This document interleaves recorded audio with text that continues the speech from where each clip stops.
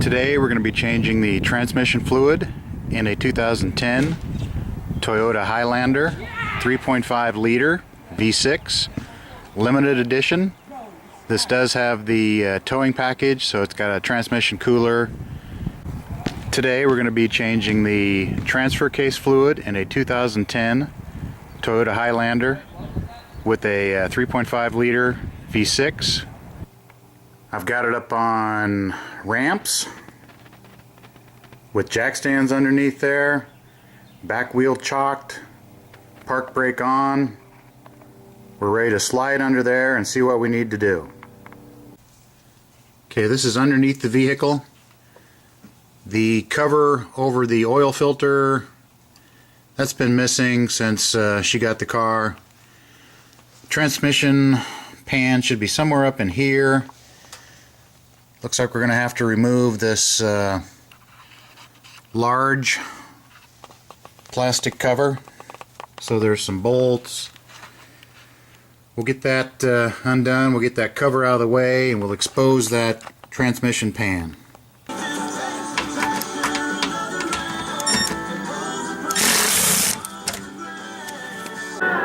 What can you say? Crap happens. Had 10mm bolts up in the front. This one's kind of a 10mm long screw. There's a couple of these plastic rivets in there. Just pry those out. I ended up with 4 bolts holding that cover on. One of them snapped. 2 plastic rivets that I pried out of there. And then in the back there was 2 10mm long screws. And then that entire plastic plate came out of there. With that cover removed, we've exposed the transmission pan here. You can see that it does have a drain plug in it. I believe these are 10mm bolts. Most of them are pretty easy to get to. Some over here are kind of tough. We'll start working on those after we drain the fluid. Got a 10mm hex is what goes up in there. Got that drain plug cracked loose, a couple turns, it's dripping. Want to make sure it's centered up in my pan. It's not going to be a clean job. You're going to get your hand wet, so make sure you get on some gloves. Want to make sure you do this when it's not screaming hot. This has been sitting up on the ramps for probably half an hour as I kind of got ready, so it's just warm now. It's not bad. Pretty good stream came out of there for, I don't know, 15 seconds. Looks like this drain pan's about halfway full.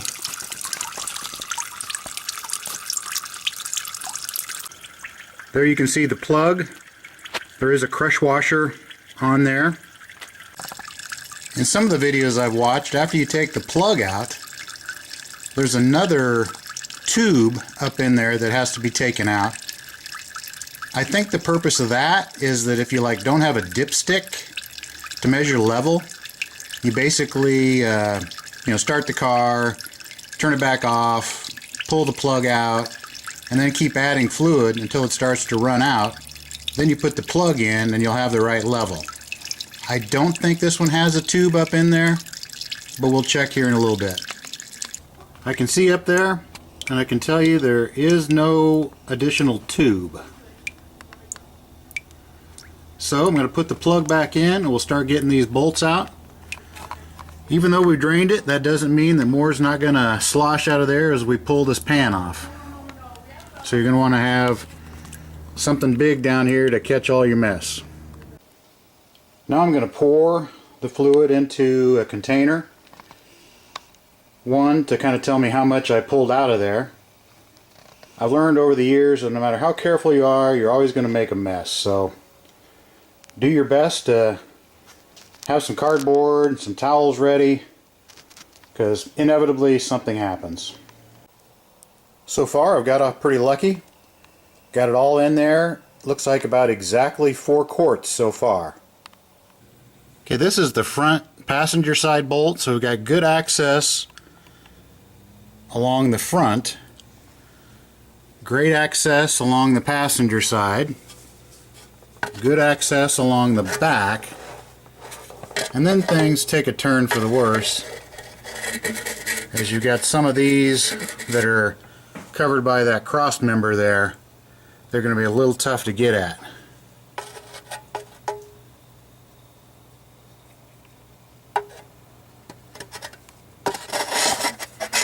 So the way I'm going to try is a 1/4 inch wobbly socket, 10 millimeter. See if I can get these tough ones first. You know, whatever it takes, little wrench. You can come around the back on some of them, but you know, just work on them one way or another. Seems like everybody gets them. It's really just these 3 rear driver's side bolts that I can't get straight onto. This one up here, this one, can't quite see it. I can almost get straight onto it. These back two, no way, but there does appear to be some access through the back there. So we'll get a little wrench or a little tiny socket on a 1/4 inch drive ratchet, work on them. This very back corner I can get to with a ratchet. I've got actually, it's a wrench, but with the ratcheting end on it. I will mention that all these bolts turn hard even after you get them loose, so it's like they've got a sealant or a thread sealer, or you wouldn't think thread lock, but once you get them loose they still turn hard. I will give a little warning about these ratcheting wrenches, especially if you don't have a little lever that allows you to switch directions. If it's the kind you got to pull off, turn around to change direction, you want to make sure you don't back yourself into a corner. So I want to make sure that I can continue to get my finger underneath this wrench to know that I've got the room to pull it off of there. Last thing you want to do is get yourself backed out. You can't get the wrench out, you can't turn it around to get it screwed back in. As crazy as it seems, it appears that they put blue thread lock on these bolts. Thus, they are fighting you all the way out.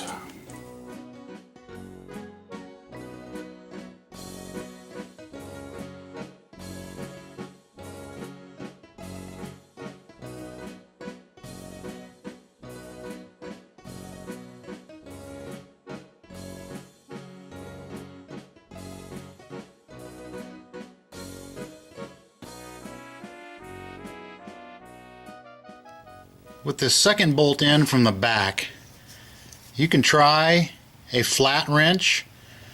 The problem is there's a lip on that pan that keeps you from getting good contact with that bolt.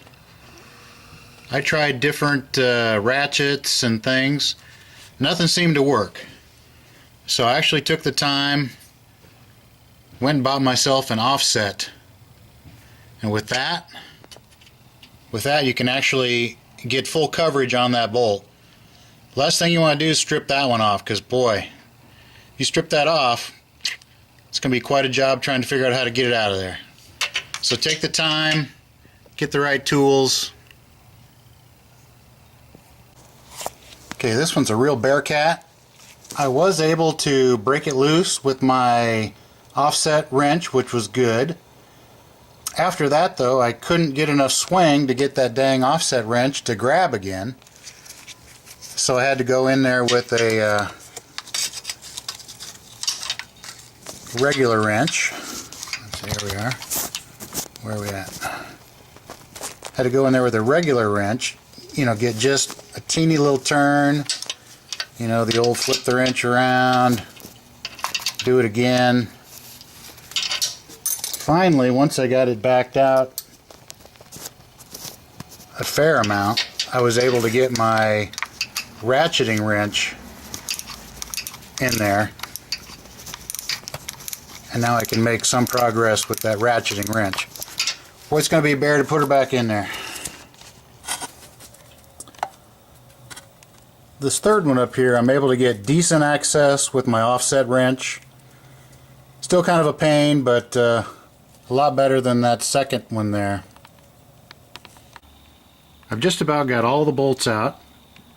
Some people get bent out of shape, pun intended, about leaving a bolt or two up in the front loose and then taking the back one out and kind of letting it hinge down like they're going to bend the pan or something. These pans are pretty tough usually, but anyway, I did loosen that back one and the pan flopped down and no juice came out, so it's obviously still in that pan area. So we'll go ahead and carefully take those last two bolts out, set that pan down, see if we can avoid making a big mess.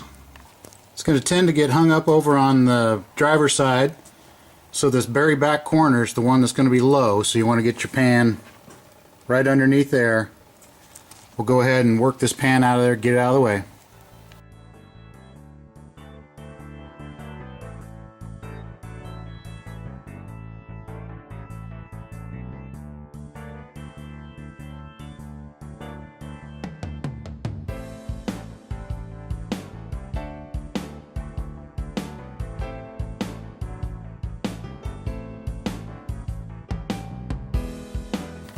One little tip, it would be a good idea before you start this process to just pull your dipstick, because a dipstick is probably what was hanging up and keeping the pan from sliding out of there real easy.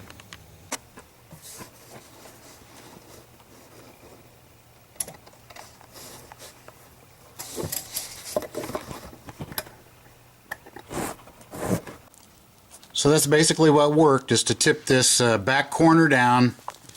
Get your pan below there. Once most of the juice comes out, you can kind of work it on out of there, and it's not dripping too bad. With the pan off, we've exposed the filter there. It's held on by two 10mm bolts over here on the passenger side and one 10mm bolt on the driver's side. There are some wires to the solenoids that kind of go under the filter, so once we get it loose, we'll work it around those and drop her down.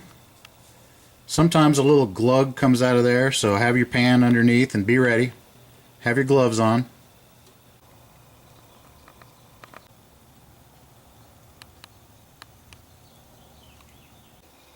Now's a great time to check your filter, make sure it looks like the one that you got hanging there under the transmission.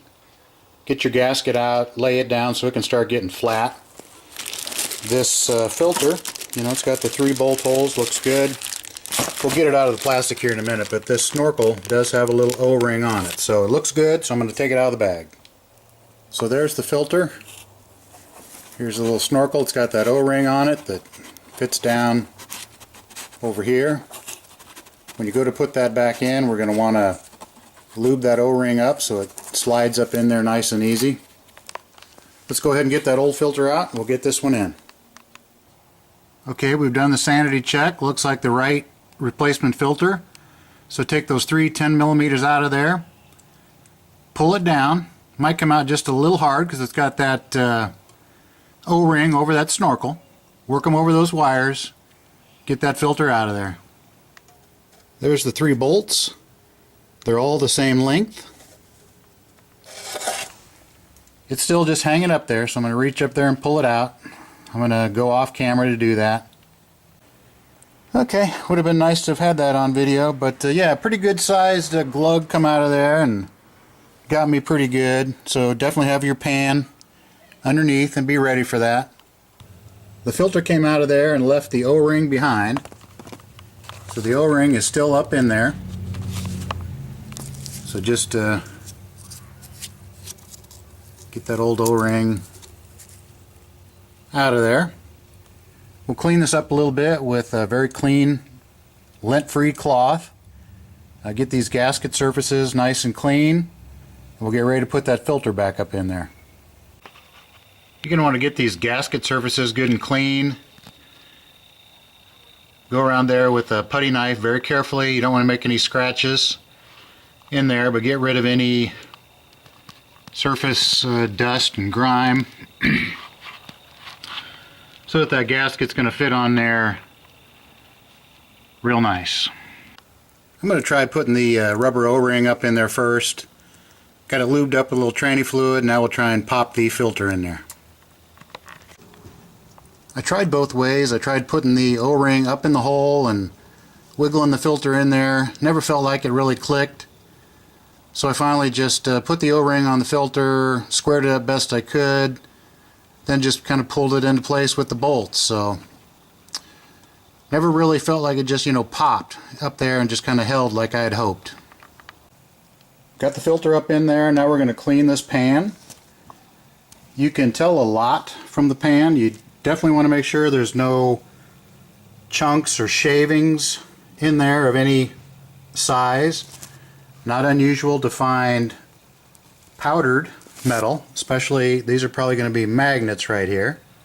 And yep, they're just covered with almost like what's like graphite, so that's normal. But there's no, you know, big chunks that would feel like, you know, a grain of sand or anything like that. So we're going to want to get these magnets cleaned off, get this pan nice and clean. We'll get this gasket off of here, get it scraped up a nice clean gasket surface. We'll apply the new gasket and then we'll start the process of putting this pan back on. These magnets are loose, but they definitely have little grooves to kind of hold them. So, you know, this one goes there, and then this other one, there's a little bump there. So it's supposed to come down there and kind of ride right there. I've got the pan nice and clean, got the gasket on there. You can go ahead and start those bolts in there. Hopefully that'll help with those ones that are hard to get to, kind of hold them in place. We'll go ahead and put this back on. I was able to get that back bolt started by taking a pair of needle nose and pushing up on the bolt while I took an open end wrench, turned it, and got it in there. This other one here, I was able to get my ratcheting wrench up in there, use my finger to push and hold while I turned the wrench. Okay, this last hard one, I've got an open end wrench on there. First thing I did was I took a pry bar, put up in there, pushed up on that bolt, and then very carefully turned it with the open end wrench, got it started. So I had this pry bar in there, pushing up on that bolt while I turned it with that open end wrench.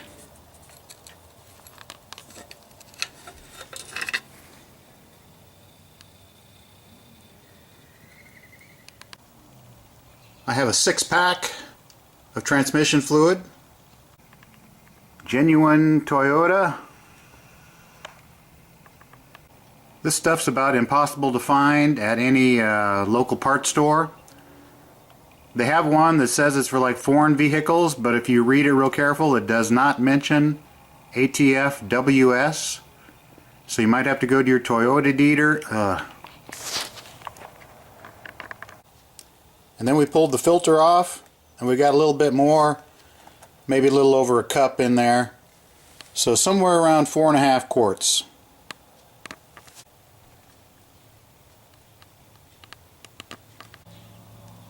Try sticking your nose up in the bottle here, maybe get a little bit on your finger.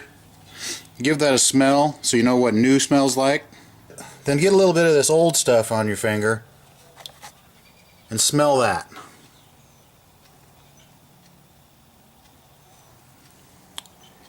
If it smells burnt to where it's almost rank, you can't even hardly stand to smell it, that's bad. This doesn't smell too bad. You know, it's not anywhere as nice smelling as the new, but it's not bad. It does not have a real burnt smell to it. Almost kind of an electrical smell, like if you have an electrical component that fails, that real nasty smell. That's kind of what this will smell like. Burnt clutch plates. Maybe a little bit like if you smell a truck slamming on its brakes going down a mountain and start smoking the brakes. It had horrible smell. If it smells like that, you got trouble. I've got the 4.5 quarts put back in there. Quick sanity check, just make sure, you know, nothing's dripping out. Looks good. Remember, we did tighten the drain plug so everything's cool. So we'll go ahead and get this thing onto level ground, and we'll let her run for a while and get warmed up, and then we'll check the level and top her off as needed. Okay, we've got it on level ground. Ran it through the gears a couple times, forward, reverse, letting it warm up, but I went ahead and checked it once. Didn't even touch the dipstick, so added another cup and a half or so. So we're almost to 5 quarts in there now. I'll check it again here in a minute. After you add more fluid, it starts to, stick to the sides of that dipstick tube. Makes it hard to get a reading, so you might have to just wait a while, let all that kind of settle down into the pan, stick the dipstick in there 3 or 4 times, pull it out, clean it. Eventually you'll start to get a good reading. Checked it again, still was not even really getting a reading, so we'll just go ahead and add this 5th quart.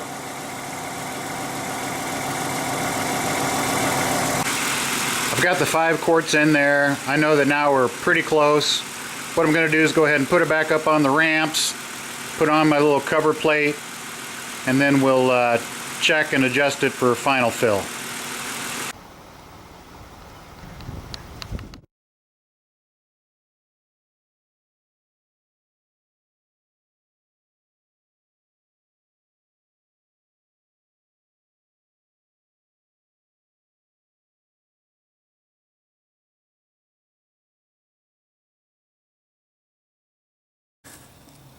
While we're down here, I'm going to change the transfer case oil.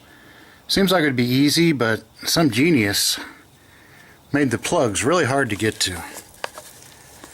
So there's the drain plug right there. It's about 24 millimeter fits over it, but it's really hard to get anything over it. It's so stubby, and it's got crap around it, so you can't, get on it real straight, but I got it loose.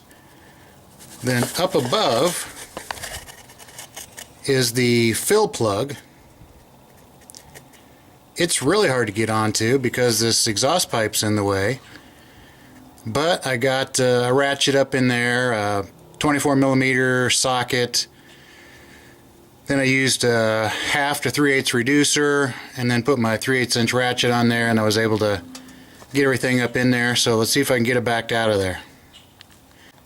Conventional wisdom is that you always want to start by removing that top plug first. That way you'll be able to fill it. If you pulled the drain plug out first and then could not get this one, you would be hosed. Well, the good news is I was able to break that loose. On the back of that nut it tells you the type of oil you should use, so I'll show you that here in a minute. So I got that one loose. So we can go ahead and take this one out and drain it into a pan.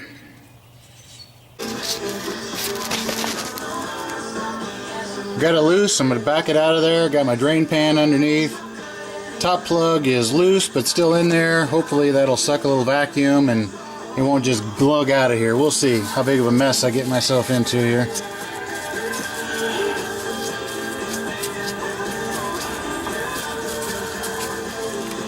Here we go.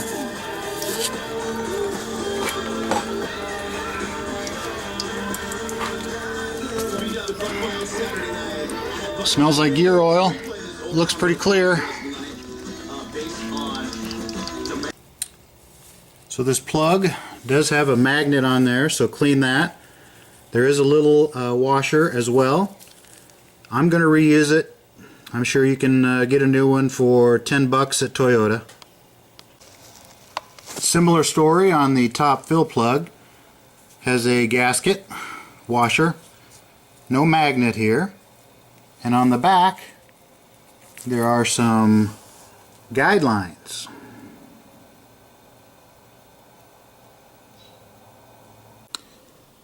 I've got some Lucas 80-90 weight gear oil.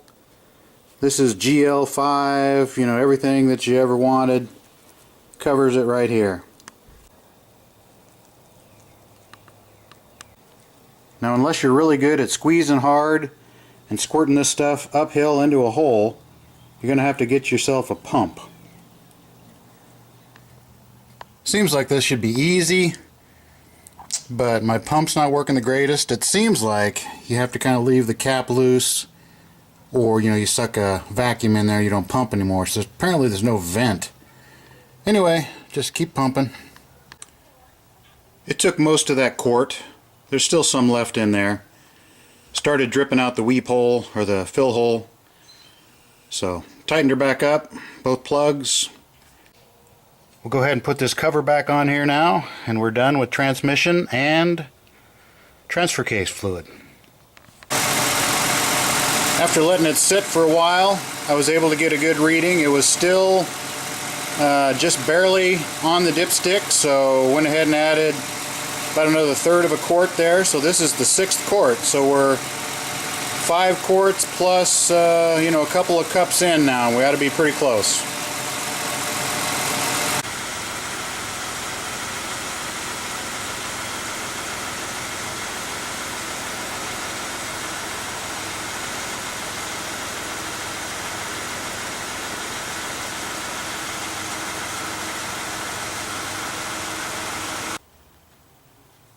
So the dipstick is saying that you don't really need to replace the transmission fluid under normal conditions. I like to go ahead and replace it once at least. We just added 6 quarts or 5.5, whatever, but at least you get to take the pan off. You get to take a look and see if there's any debris in there, clean the magnets, that kind of stuff, new filter. So it should be good to go for the rest of its life. After this, if I did anything, I would just take that drain plug out, drain and fill with this, but should be really no need for that. This car should go now for the rest of its life with this transmission fluid.